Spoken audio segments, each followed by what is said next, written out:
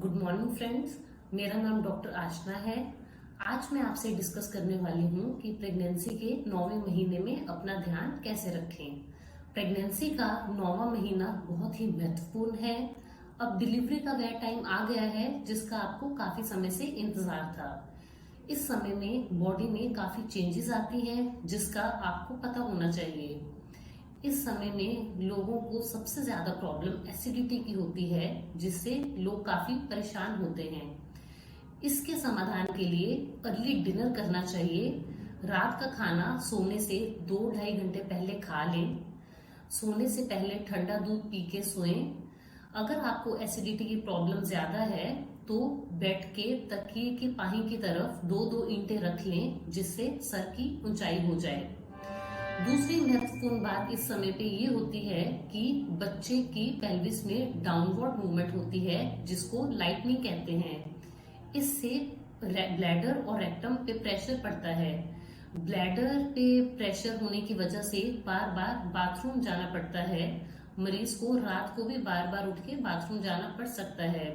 यह एक नॉर्मल सी प्रक्रिया है, इसके लिए चिंता की कोई बात नहीं है। अब हम बात करते हैं 9वें महीने में बच्चे का वजन किस तरह से बढ़ता है। 9वें महीने की शुरुआत में बच्चे का वजन 2 से 2.5 किलो का होता है जो 9वें महीने के अंत की तरफ 3 से 3.5 किलो हो जाता है। इस समय में डाइट का विशेष ध्यान रखना चाहिए।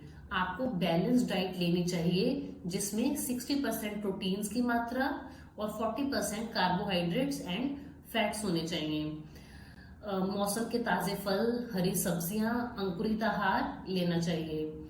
इस समय में डाइट में प्रोदा और ओमेगा 3 का भी कंटेंट होना चाहिए। इसके लिए आप प्रोटीन पाउडर 2-2 चम्मच दूध में डाल के सुबह शाम ले सकते हैं या फिर प्रोटीन पाउडर भी ले सकते हैं। इस समय में वेजाइना से म्यूकस डिस्चार्ज बढ़ जाता है जो कि किसी भी तरह की वेजाइनल इन्फेक्शन को प्रिवेंट करता है।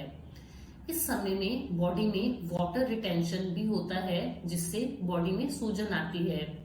इसके लिए ध्यान रखना चाहिए कि बीपी सही है और हीमोग्लोबिन भी ठीक है। अगर बीपी हाई नहीं है और खून की कमी नहीं है तो फिर सूजन से किसी तरह की परेशानी की बात नहीं है। अब हम बात करते हैं इस समय में आपकी पोजीशनिंग कैसे होनी चाहिए। इस समय में कुछ लोग रिक्लाइनिंग पोजीशन में रहते हैं जो यानी कि पीछे की तरफ होके बैठते हैं जो कि सही पोजीशन नहीं है। इससे बच्चे की डाउनवर्ड मूवमेंट में देरी हो जाती है और कभी कभी मैल पोजीशन का भी रिस्क रहता है यानी कि बच्चे की पोजीशन गलत जगह पे हो सकती है। तो इस समय में आपकी पोजीशन होनी चाहिए अपराइट यानी सीधा बैठना या फिर सिटिंग फॉरवर्ड्स, थोड़ा आगे की तरफ होके भी बैठ सकते हैं। तो इस समय पे पोजीशन का विशेष ध्यान रखें। सुबह और शाम को आधा घंटा वॉक जरूर करें। पेल्विक एक्सरसाइजेस भी इस टाइम पे करनी चाहिए कि गर्ल्स बटरफ्लाई पोज, स्क्वाटिंग, ये सारी एक्सरसाइजेस पेल्विक मसल्स को स्ट्रेंथन करती हैं और नॉर्मल डिलीवरी का चांस बढ़ता है। एक और वीडियो में मैंने अच्छे से इन एक्सरसाइजेस के बारे में बता रखा है।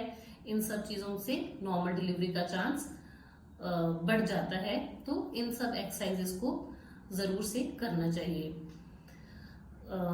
दूसरी महत्वपूर्ण बात यह है कि इस समय में आप बच्चे के घूमने का विशेष ध्यान रखें। अगर लगता है कि बच्चा कम घूम रहा है तो तुरंत ही डॉक्टरी सलाह लें।